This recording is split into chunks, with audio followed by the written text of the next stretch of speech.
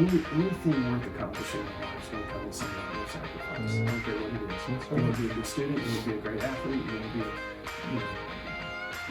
play music, whatever. You're going to sacrifice something. And I wrote down the things that I was not willing to sacrifice. And that also means, here's the things you are willing to sacrifice. From the IT company, it's Made Right Here, the stories of East Tennessee founders, creators, and builders. From the idea behind it to the impact it had on the community, their employees, and their personal lives, we're taking you behind the scenes of the movements they built. Hey, welcome back. Today we've got episode 2 with my friend Neil Koonce of Healthcare Receivables Group and other things like Vienna Coffee, the coffee shop down at Riga Square. This episode is really cool. You're going to hear a lot about how Neil has given back to the community and how he's just found ways to be involved, and quite quietly too. Really how he worked hard on just really focusing on not letting the business negatively impact his kids, and how he's really made sure they also understood what he does and how he does it and why he does it, and just his big focus on just hustle. You'll hear that a lot in both episodes. He just realized he's always had to hustle and work hard. We say a lot, showing up is half the battle, and really the other half is hustle, working hard. So you're going to enjoy this episode. So the company I was working for sold. Okay. And can you tell us the name of it? Or yeah, it was Ingram and Associates. They're out of Nashville. Okay. And so when they sold, I guess some of my first indicators were, they started looking at our client base, and hey, these people kind of fall below a threshold. We're probably going to just tell those people to find another service provider, and just some different things. I was going to become part of a business unit that had about 8,000 employees. And so here I am, I'm 30 years old, and I'm thinking, it'll take them 10 years to even learn my name. Yeah. What kind of opportunity is there to advance in a company that big? And I just, bureaucracy, to me, hell on earth would be working for the government or something like that. Yeah. I that. If you're an entrepreneur, it's just like, get out of my way. I'm a maverick. I don't need a bunch of rules. All the stereotypical things you think about entrepreneurial people. So I had a friend, I had gotten involved right out of college. I got out of school, and 2 months later, I went to my very first professional associational meeting for my industry called Healthcare Financial Management Association, HFMA. And HFMA is this thread that's kind of gone through my whole career. And so I met a lot of great people. And one of them was the CFO at Thompson Cancer Center. And so all this was going on, and she said, hey, I got some guys here in town that have a business kind of similar. It's never taken off, and they're trying to spin it off, and so I want you to talk to them. And so one thing led to another, and so we started. There were 4 employees, and I joke, I'll date myself, but I had Murphy Brown's secretary. So I had this one. It was not a stellar group of people, and we started from there. And but it really, my desire was never, I'm going to do this because I really want to make a lot of money, or I want to create a huge company or whatever. It was the people that I have served for the last 7 years in my industry that have been my clients. They're getting shortchanged. That's here. The one that got cut off. Yeah. And you picked those up. And I'm like, and I'm like, they're getting shortchanged here. Interesting. Somebody has told them that they're not as important as somebody else, and they need our service because that's key to what they do. Yeah. And so, I wasn't able to immediately just begin calling on a lot of those people. I did the right thing, but so we slowly started building the business. The first 4 years, we moved twice. And just because we just kept growing and growing, and then we moved to a building over on Dean Hill, and it had 4 suites of about 2,500 square feet each. And so we started out in one quadrant of the upstairs. Then we took over the whole upstairs, and then we took over 3. And so we just had this progression in about the next 5 or 6 years, where we ended up with about 10,000 square feet of space. Has it always been called HRG? No, it first started as R&B, Receivables Management Bureau. That's what we named the company. And then when I split with my partners, about in 2007. That's when I changed their name.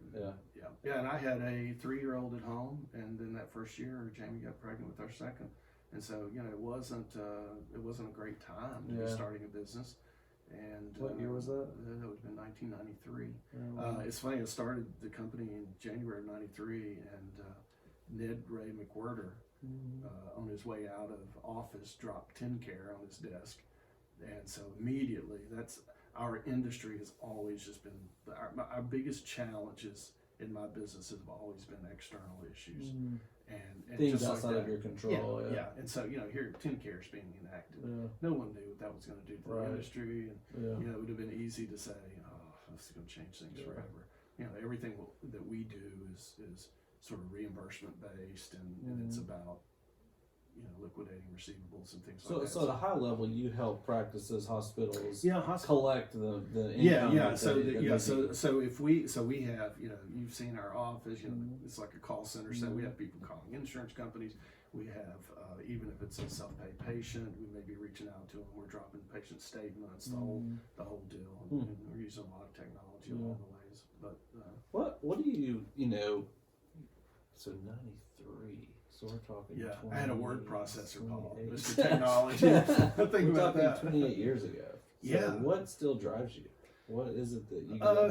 It's different. It's not the same as it was back then. Back then, I was building something. And when I talk to people like us, there's a common thread too, where you don't know what you don't know. I honestly think if I had known some of the consequences of failure, I probably would have been just so paralyzed with fear that I would have never done it. There's a part of it where you're just like, man, I'm going to put my head down. I'm going to go hard. I'm going to surround myself with good people. I'm going to try to lead every day by serving people well. If I take care of the people that I'm serving, then in turn it'll come back to me. And so, you just, and we still do that. And for the last 10 consecutive years, our company's been listed as one of the best companies in our industry. Wow. And I'm proud of that.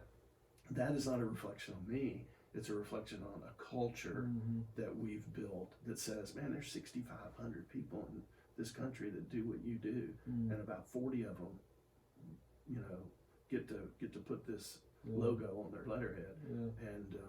And so I think it's changed, and maybe it's a maturation kind of thing, but now I get a lot of joy out of watching people be successful.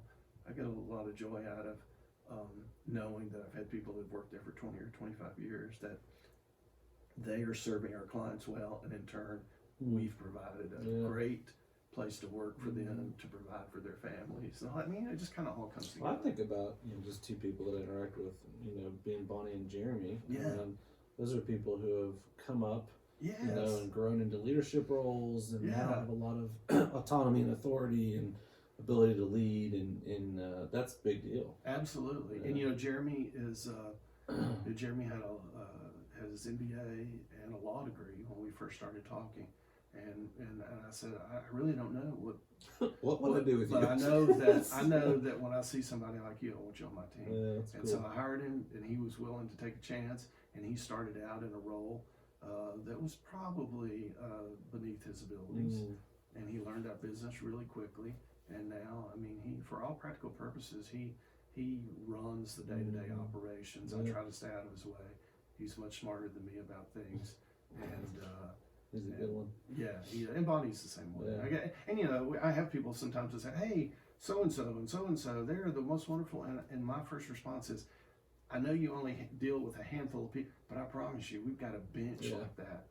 There's a bench of people that are just like that. That's cool. That once you get to know them, they are sharp people. What do you think? Can you now kind of thread like the way that you were influenced as a kid growing up? Do you see how that's? How do you think that's really influenced you as what you're doing? Yeah, that's a great question, and it's great, I think, to reflect on it, because the things that were instilled in me when I was young, number one, you got to hustle. I don't care. I might not be the smartest person in the room, but nobody's going to outwork me. And even at my age, And that's not a badge. I'm not saying like, oh, I put in 14 hours yesterday and you put in 8. That's not what I'm saying. But I'm saying I'm going to do what it takes to get things done. Yeah. And so that's part of it. And I learned that as a kid. I learned that from my parents. I learned that from knowing that, hey, if you're ever going to have anything, you better get out and, you know, split wood after school every day so you can earn $100 or whatever it is from the neighbor, you know, those kind of things. Secondly, I think the other thread is, you know, my family just sort of had this, you know, if your family has a theme, my family was probably like, you know, frugality, you know, not just, you know, they were just never extravagant about things. Stewardship is what you said. Yeah. And so I'm all, you know, with my business, I believe that we don't need a lot of waste. I want to be somewhere that represents who we are, and that extra money or whatever comes from that, I want to be able to do things with it. You know, one of the great things about having good people that are like-minded, when COVID hit last year, and I'm saying this to brag on our folks, not on me or even the company in general, but you know, we began to have a lot of our clients that are of course, they're hospitals, and COVID was just, you know, was ravishing a lot of their employees. So they had COVID employee funds set up and things like that. And so Jeremy and I sat down and we said, okay, what are the meetings we're not going to go to? Where are the places I'm not going to be traveling to? What are the corporate sponsorships we're not going to have this year because everything's about to lock down? Okay, and then what's the dollar amount of that? All right, now let's take that and let's write checks to all these hospitals that we do work with to support their employee COVID relief funds. And you know, I love the fact that that number one, we can do that we don't have to answer to some board of directors that you know, if we were a publicly held company or something, and that we in our own way can choose to this is what we do. And you know that. I mean, one of the greatest things about having a business is it gives you the luxury to support things and to in our community and particularly in our industry where you're able to be generous with things and even our employees. I started 28 years ago, I guess. Every Christmas we would just have what I call just a Christmas bonus, and we would do longevity and we do all those things, and we'd just give in December we'd have a little office party, we'd all have a nice lunch, and then everybody would get a check. And the check wasn't the same for everybody. If you'd been there for 10 years, you're getting more than the person that just started last month. And now it's a kind of a hybrid between a production thing and tenure and all that, but every year That's awesome. we do that. And I'm thankful we've been able to. What if, you know, in whatever comfort level you have in answering this question, but what do you think's been the hardest? Like, 28 years. It hasn't all been like, it hasn't been a hockey stick for 28 years and all rosy. What would have been the hard things? And what have they taught you? The things that you can't control are always the hardest things. The things you can control, you know, if you're losing money, you can find ways to reverse things. You don't have good staff, you can find ways to hire good people.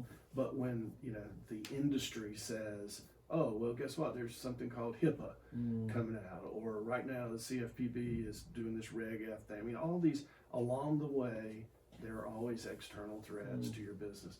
Those 90% of all the challenges I've had in business, unfortunately, have come from external threats. Interesting. Wow. And it's just, you just have to adapt. And sometimes they erode profit. Sometimes they cause you just to have another layer of bureaucracy. I mean, you know that. Thank God, you know, you guys are such a good business partner to us. But you know, just encryption. I can remember the good old days where you could just send patient information to anybody, and now you gotta, what's my password for that hospital? I gotta go to a spreadsheet and figure out how to open that document. But the better access we have, the harder it all becomes. Absolutely. Sure. But I think, you know, I had two business partners when I first started. Without getting into details, how it was good. You know, I don't have. There's no ill will, no hard feelings. They were both. One was about 10 or 12 years older than me. One was nearly 20 years older than me, and one of them was sort of you know, I would say the old school term silent partner, but he was anything but silent. And the other was a guy that I had another business with. We started a business together in Atlanta in 1998, ran it for about 4 or 5 years, And so when that wound down, I invited him to come and join us as our COO. And so we got to the point where they just had some different, I think in business, what's your exit strategy? And their exit strategy was they were getting of the age where they wanted some kind of payday. And so it was different. I didn't want that. I wanted to continue to serve our clients. Your interests were no longer aligned. Yeah. At the end of the day, my comments to them were, I go out, I see our clients, I sit down with them face to face. There's years of trust and relationships there, and you guys make one false move and you create problems for us as a company. They don't know who you are. They're gonna look at me and say, how'd you do this? Why'd you do this? All of that. And so obviously I've never been through a divorce, but people tell me that splitting up an asset that large and things like that it's akin to that. And it was. I would say that they were both fairly good about it, considering the magnitude of what we were dealing with. It's hard, man. It's funny. I mean, I was talking to a relative of mine about this. Like it's like a divorce, and that's why, the operating agreement's like a prenup. You need to lay that. I would tell anybody that's starting a business, to tell them all the time, like, if you're gonna have partners, you got to think about this stuff. That's now. right. You start with how you gonna do it. Yeah, because the term you said, everybody will exit. It's just a matter of how you're going to exit. We're going to pass away one day if we're still in our business. That's an exit. That's right. We're going to something's a trigger. We're going to leave it to our kids. That's an exit. We're going to sell it to somebody. That's an exit. You need to figure out what that looks like. We're going to break up as partners. That's an exit. You got to figure that out. Well, it's, as men, I think we're more akin to this. We go to look at cars. The first thing we want to know is how fast it goes. No one ever says how quick does it stop. Right. what kind of braking system is on this thing? Tell me about the airbags. But you have to be. You have to be. You have to be looking ahead. So all in all, I term in my world and in my life that we were unequally yoked as business partners, and so by coming out of that relationship, it really gave me a new kind of perspective on, hey, while I don't have really, we're not a publicly traded company or anything, but I did have two other people's interests that I needed to consider. Now I don't. I don't. That's interesting. That's good. So it gives there's a certain amount of freedom in that. How has building this thing affected you, your marriage, and your kids? How do you think that's positively, negatively? What do you think? I think there's probably, in reflecting on it, I would say, probably that question should be asked to my family. I hope I have not, negatively impacted them. One of the things one of these, you look back and you say, I don't know how I had the foresight to do that, but when I started my business, I really, I'm always been a person that's like a goal setter, and strategic planning is kind of like how I'm wired. I don't worry about today. I'm looking like, where are we going? I'm driving the bus. You do your job. I'm worried about the destination. And I said to myself back then, anything worth accomplishing in life is going to come with some level of sacrifice. I don't care what it is. That's right. You want to be a good student. You want to be a great athlete. You want to be play music, whatever. You're going to sacrifice something. And I wrote down the things that I was not willing to sacrifice. And that also means here's the things you are willing to sacrifice.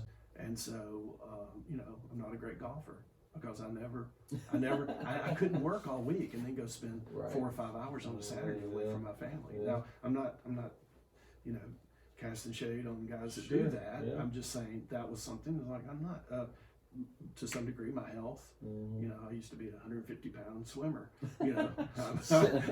Don't laugh too hard. Listen, I understand. But there were things, and I said, these are the non-negotiables. I'm not going to destroy my family, meaning I'm not going to, lose your marriage. And I want to be, I want to be a good dad. And so I think where I probably did it wrong is I had some very high highs and some very low lows. And so while I worked a lot, I never missed my boys' sporting events. In some cases I coached them, but I don't care if the world was on fire. If they had a ball game at 5:30, I was in the stands. And so I wasn't going to jeopardize those things. But I could be gone all week. Yeah.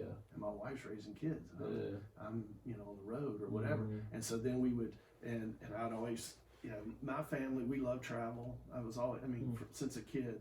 Maybe it was the Sir Edmund Hillary and John Cousteau. I loved exploring. I loved my parents. Another one of the great gifts they gave to me was when I was 17 years old. I was taking German in my high school, and I came home and I said, guess what? There's an exchange program. I could go to Germany and live all summer with a family. All we'd have to do is, I can remember today, it was $428 for a round trip ticket to Frankfurt.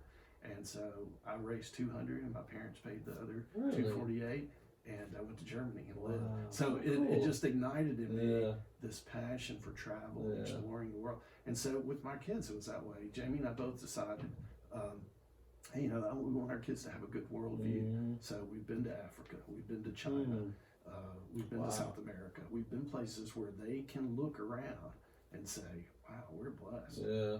This is not, most of my friends get out of bed every day worried about losing weight. These people get out of bed every day looking for food. It's a different perspective of what it's like. So some of those things, about every 5 years, I would save my pennies, and that literally, because my dad, when I was growing up, we'd go to Panama City, down there, you grew up on the coast. We'd go to Panama City every year, and my dad would always put his change in this little thing on his dresser, and every year that was our gas money to go to the beach. That's awesome.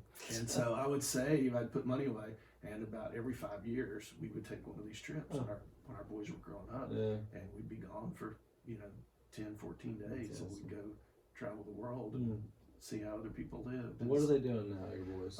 My oldest son is in Dallas, and he just got another promotion. He's 31, and he's like a senior director of national sales for Georgia Pacific. Wow. So he has done great. He's been out of school for 8 years now, and he's just been killing it. His wife is just wonderful, equally talented. She works for Southwest Airlines in government relations.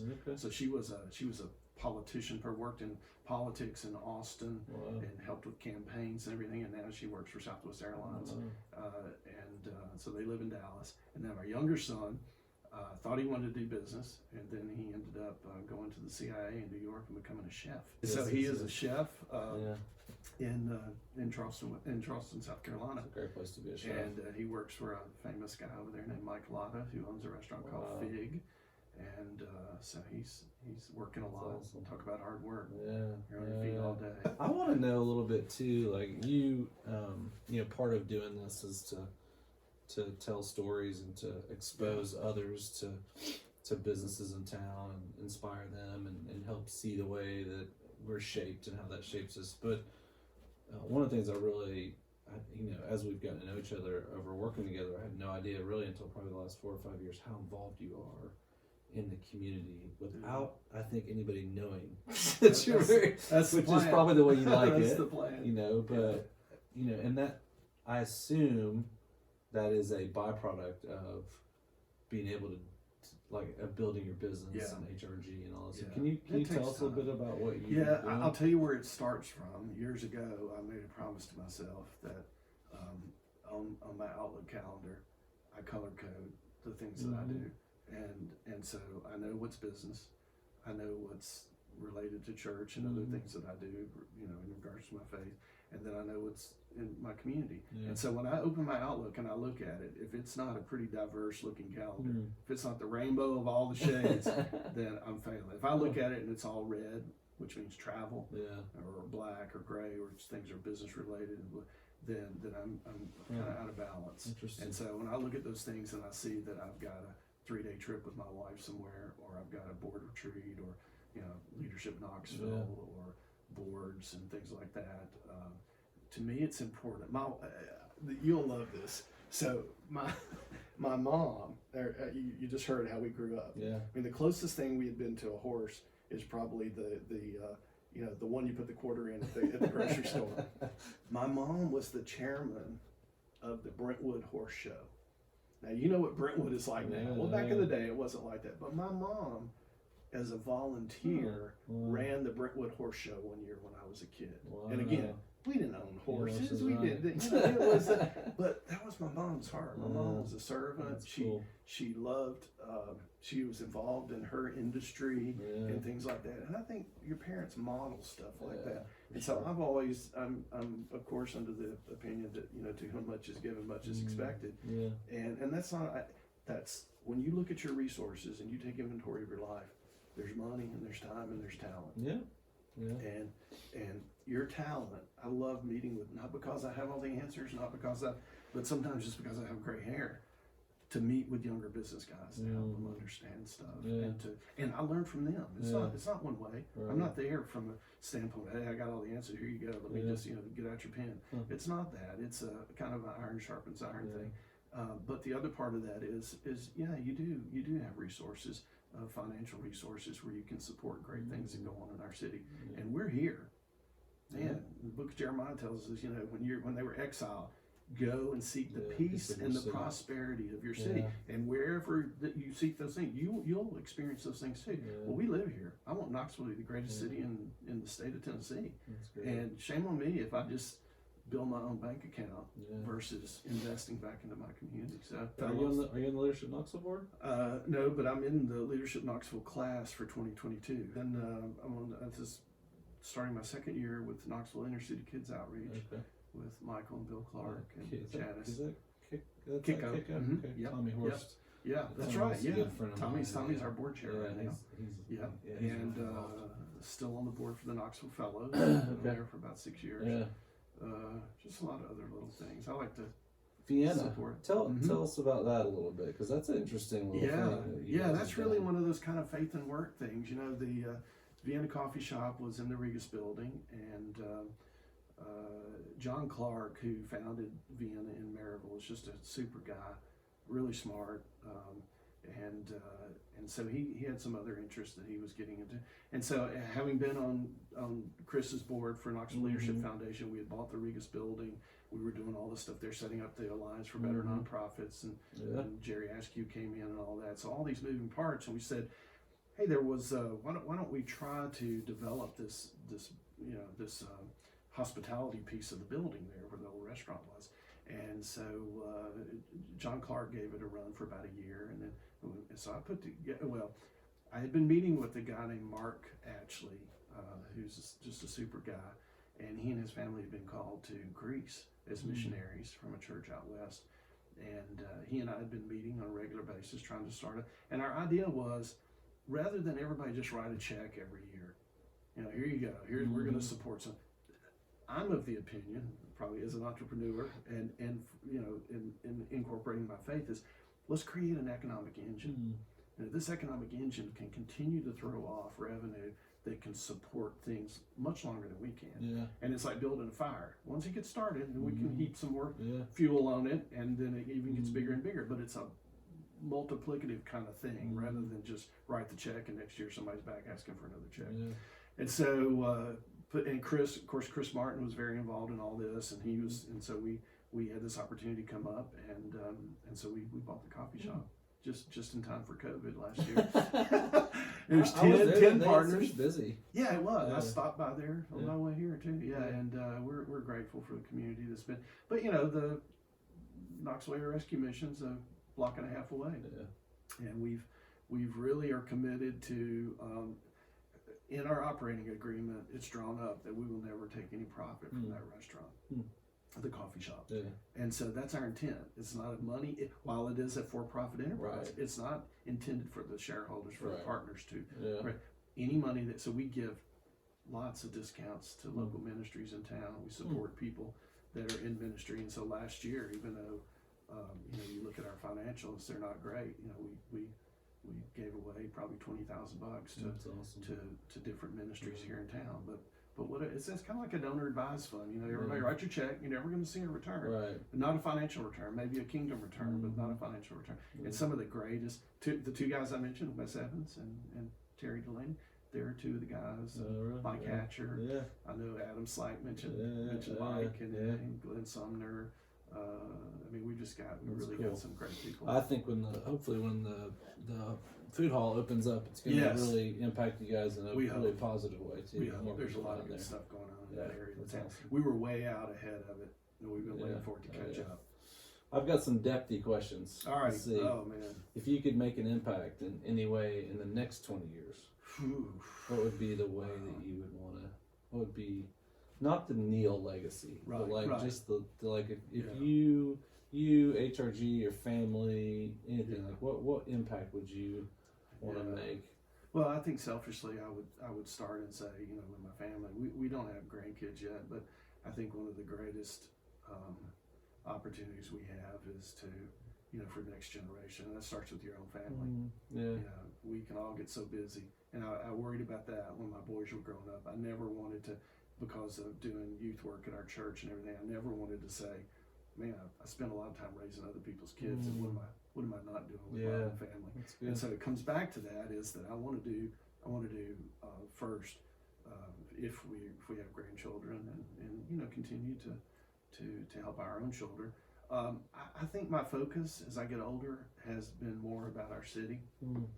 I don't know what that means. I'm not, you know, running for mayor or anything, but I do feel like, and Leadership Knoxville has been a good, you know, already has stirred a lot of that interest.